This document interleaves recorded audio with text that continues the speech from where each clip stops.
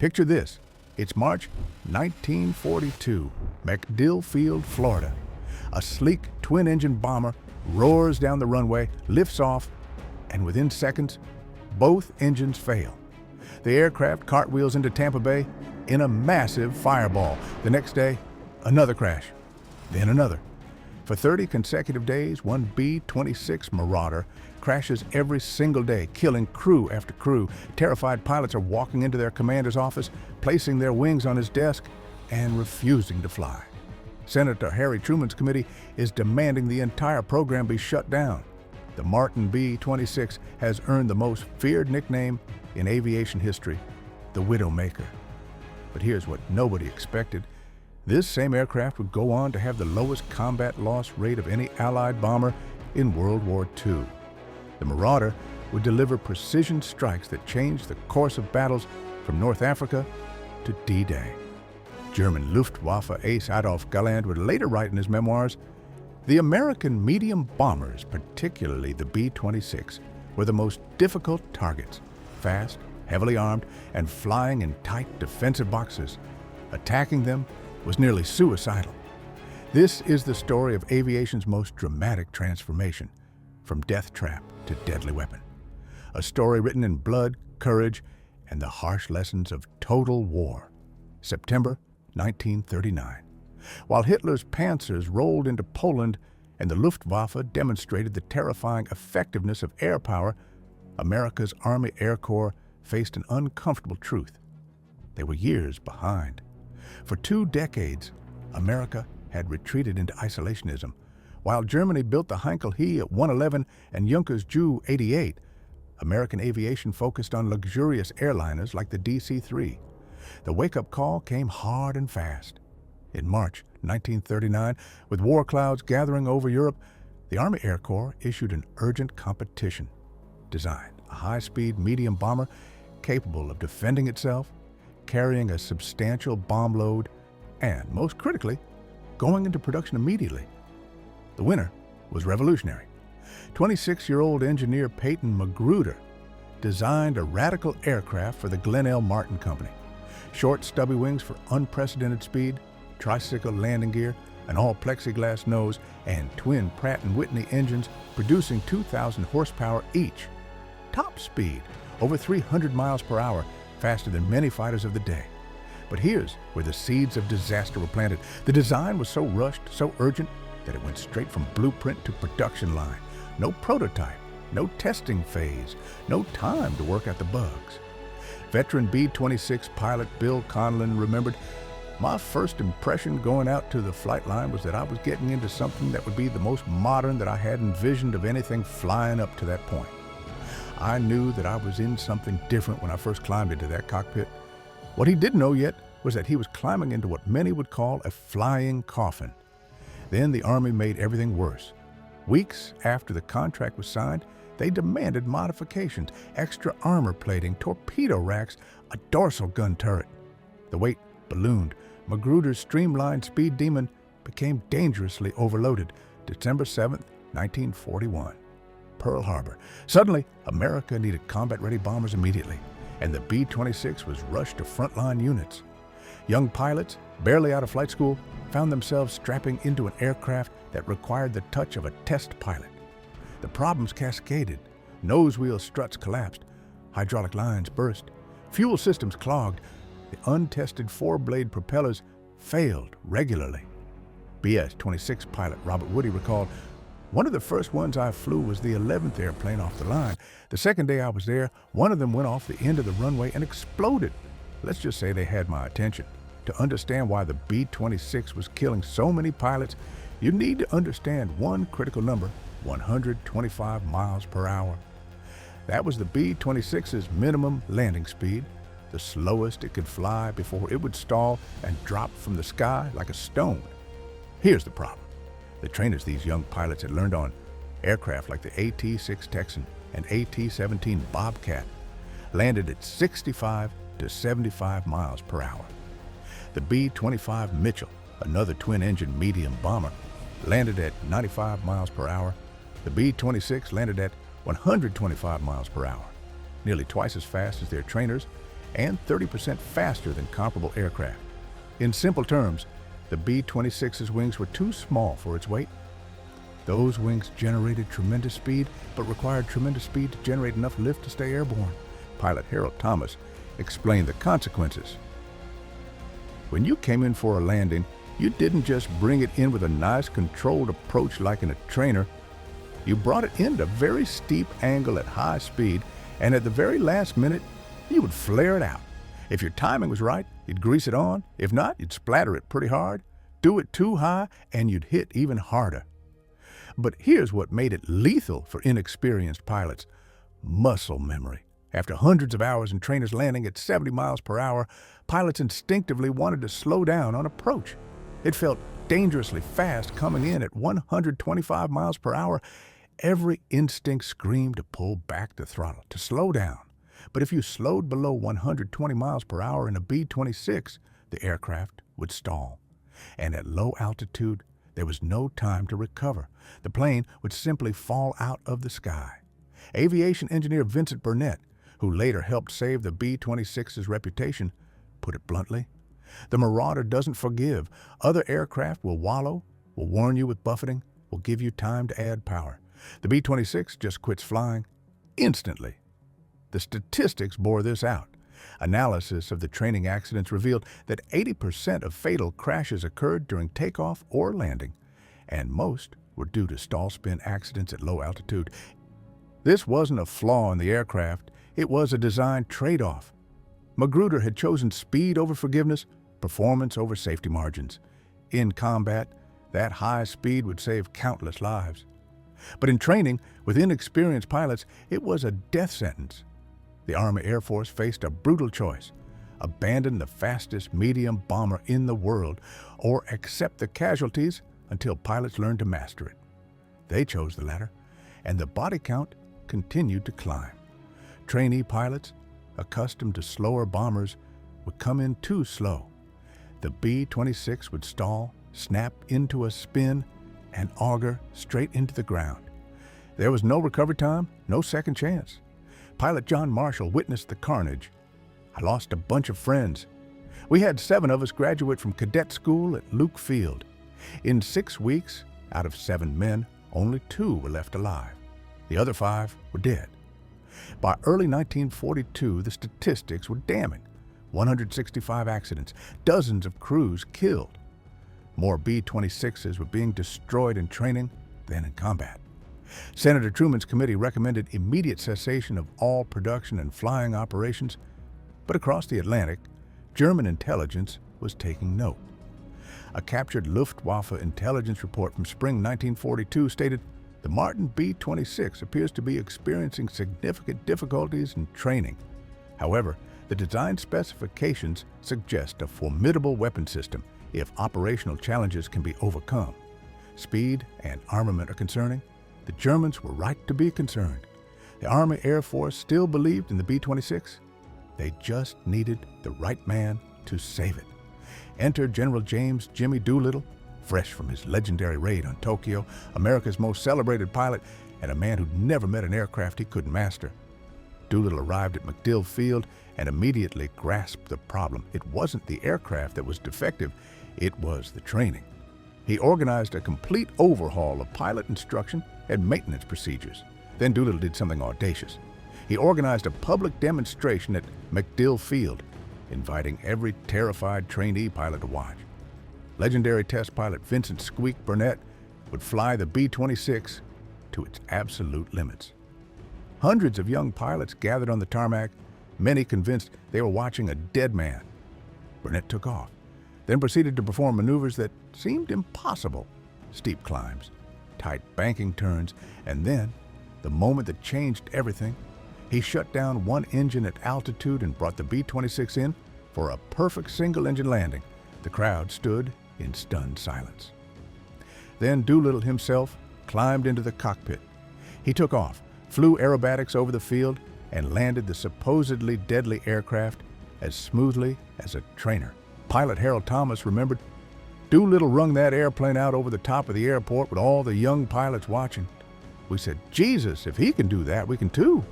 We knew we had a guy who understood the airplane's limits and ours.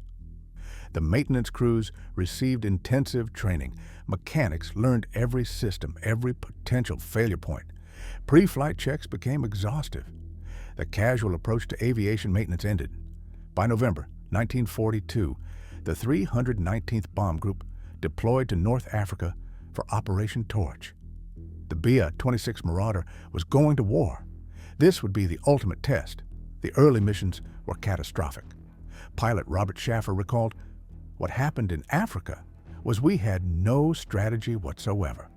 No bombing strategy, no coordination, no photographs or maps of the target, hand-drawn maps. Our first flight that went out with 5 planes, none of them came back. The Air Force tried low-level bombing runs, disastrous. B-26s came in at 50 feet, and German 88mm flak guns tore them apart. In 3 weeks, the 319th flew just 20 missions and lost 10 aircraft, a 50% loss rate. This classified device was an early analog computer that calculated the exact release point for bombs, accounting for altitude, airspeed, wind drift, and target movement. In skilled hands, it could put bombs in a 600-foot circle from 2 miles up. German General Lieutenant Fritz Bayerlein, commanding panzer forces in North Africa, noted in his war diary, "American medium bomber accuracy has improved dramatically. Railway junctions and supply depots are being systematically destroyed. The Martin bombers are particularly effective, fast enough to evade fighters, accurate enough to hit specific targets." The bombing run was a ballet of precision and terror. Pilot William Conlon described the procedure. You had an initial point, a specific geographic point on the ground. You turned toward the aiming point. The bombardier would get his Norden bomb sight organized. It was an early computer. He'd call out corrections, left, left, right, right, guiding the pilot. Then came the moment every crew dreaded, the final approach. You looked ahead, and it looked like thunderclouds, Conlon continued. It was black. It was dirty. You felt like you could see the Germans at their gun positions. All we could do was sit there because the airplane was being flown by that computer. Time stands still. It's probably 3 to 4 minutes, but it seemed like an eternity. Bombardier Charles Muse remembered, "You go to the eyepiece, watching the crosshairs moving. You stop them. That means you've corrected for ground speed. When they come together, the bombs are gone." The minute I said bombs away, we had our hands back on the controls. But getting to the target was only half the battle. German flak was a living nightmare. Pilot after pilot described the same terrifying experience. Walls of black smoke, red flashes, the smell of cordite, the sound of shrapnel punching through aluminum. "We could look ahead," one pilot recalled, "and there was this solid black band with red flashes all through it. The Germans had already picked up our altitude and direction. They were laying a barrage into our flight path. I don't know how we got through. You could almost walk on this stuff." A German flak battery commander, Hauptmann Wilhelm Becker, later wrote, "The American formations were extraordinarily disciplined. Even under the heaviest fire, they maintained formation and completed their bomb runs. We scored hits, but rarely could we break up their attacks. Their medium bombers, the twin-engine types, were particularly stubborn. The B-26 proved incredibly tough." Pilot Robert Woody remembered, "We had them come back with half the tail shot away, an engine shot out. The B-26 would absorb tremendous damage. There were occasions where parts of the crew were killed, yet the plane came back." On one mission, Woody photographed a fellow Marauder that had taken a direct flak hit. Both engines were running, but underneath there was a huge gash in the left wing, holes all along the side. This airplane flew 150 miles back with me on his wing. He couldn't make a normal landing. He belly landed with the gear up, skidded in. Nobody was injured, but the airplane was completely wrecked. By early 1943, the B-26's reputation was transforming. But the most controversial moment was still ahead. January 1943. Winston Churchill and Franklin Roosevelt met at the Casablanca Conference and agreed. Italy must be knocked out of the war. The path to Rome ran through one of the most formidable defensive positions in military history, the Gustav Line. And at its heart stood Monte Cassino. The 1,400-year-old Benedictine monastery dominated the landscape from its mountaintop perch. Founded by Saint Benedict himself in 529 A.D., it was a treasure house of irreplaceable art, ancient manuscripts, and sacred relics. It was also, the Allies believed, a German observation post and fortress. German Field Marshal Albert Kesselring would later write in his memoirs, "I gave explicit orders that Monte Cassino Abbey was not to be used for military purposes. However, I cannot deny that its position made it an ideal observation point, and troops were positioned in the immediate vicinity." Throughout January and February 1944, Allied ground assaults failed repeatedly. The Gustav Line held. The landing at Anzio, designed to outflank the position, had stalled into a bloody stalemate. Military historian Rick Atkinson would later note, Monte Cassino was absolutely pivotal, a formidably strong mountainous area right in the middle of the Gustav Line. One way or another, they were going to have to solve the problem. The decision was made. The monastery must be destroyed. It was one of the most controversial orders of the entire war. At the mission briefing on February 14, 1944, a Catholic chaplain stood before the assembled B-26 crews. Pilot accounts described the moment. The chaplain asked if any Catholics were present. There were some in every group. The next question was, "Do you want to go? If you don't want to, you don't have to." One pilot remembered, the Pope said, "Give them hell," so we did.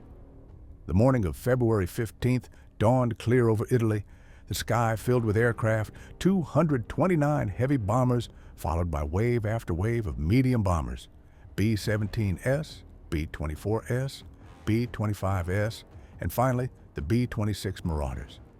German anti-aircraft gunner Obergefreiter Hans Schmidt recorded in his diary, "The sky went black with aircraft. We fired everything we had. Some bombers fell trailing smoke, but they kept coming. The discipline of their formations was remarkable and terrifying." Pilot William Conlon was in the formation. The sky was full of every kind of aircraft in the whole southern European theater. Everything was in the air.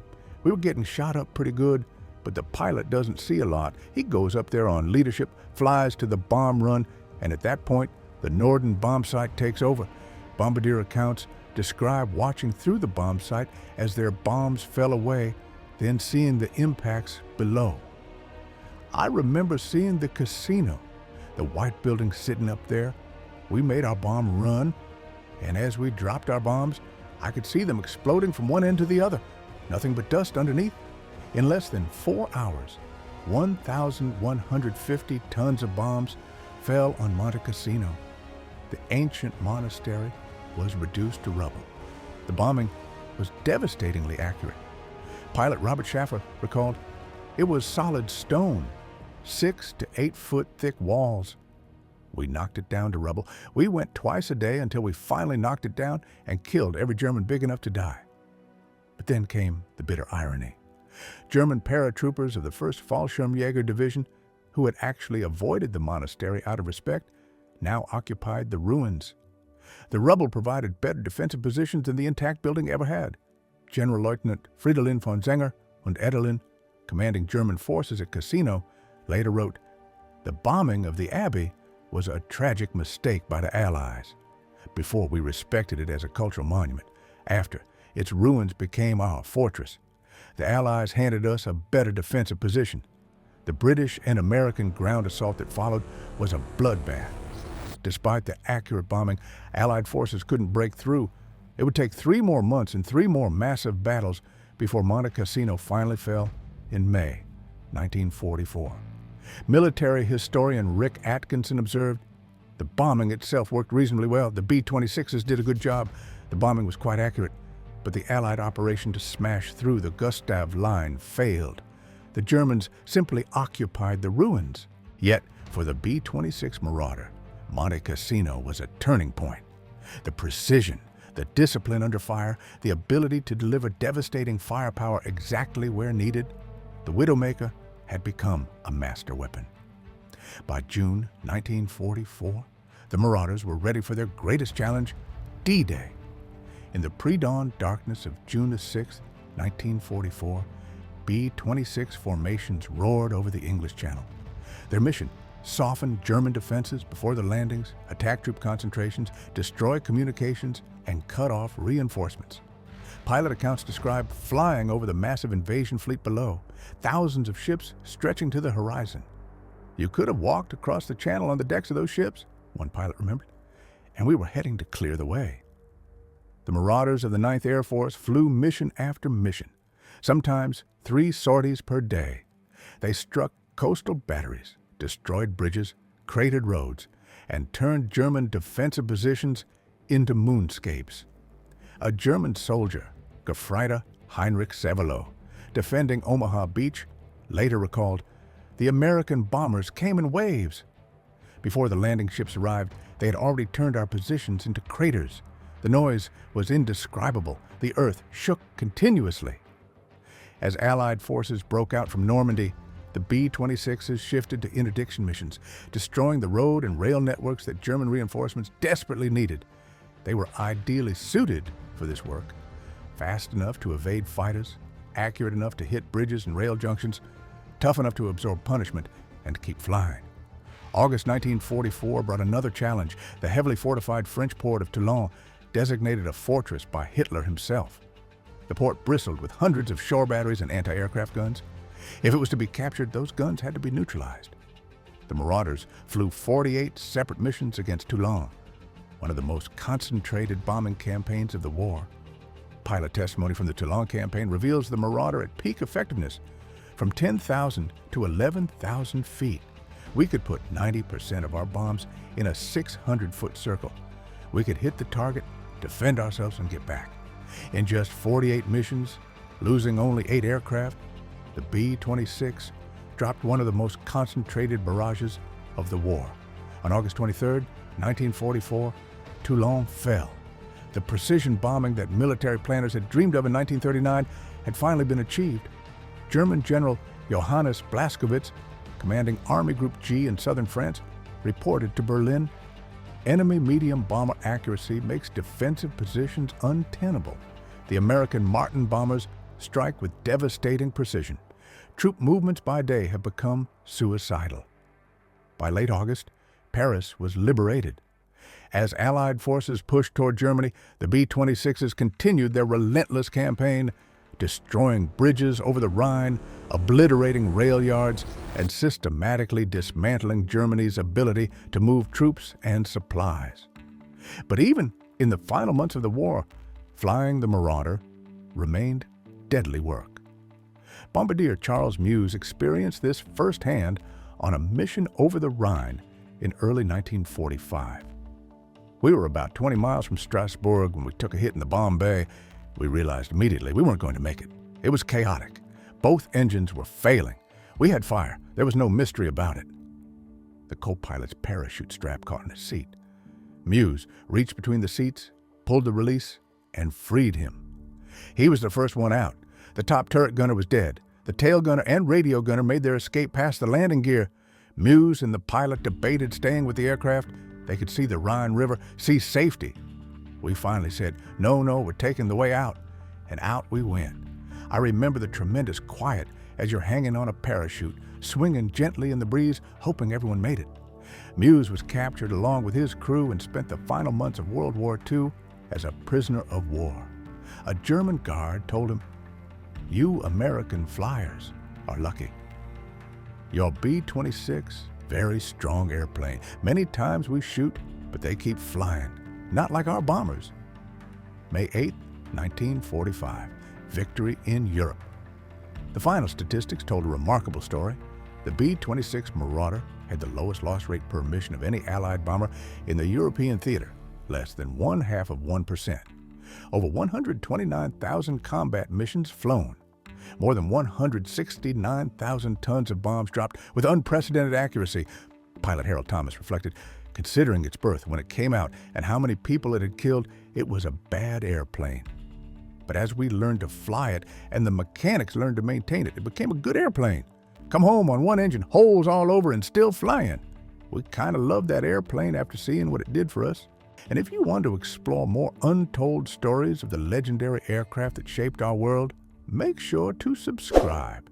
Because every machine has a story, and every story has the power to change how we see the past and the future.